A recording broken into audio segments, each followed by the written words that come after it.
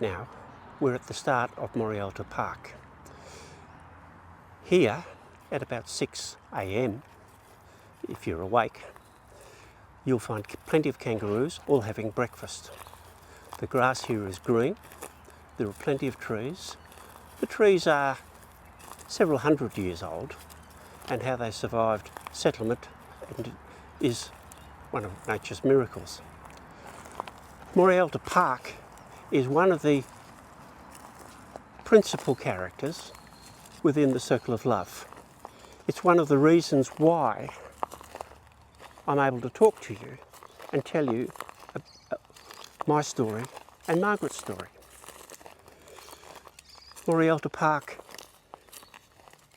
is almost a person in its own right, and it is a truth teller.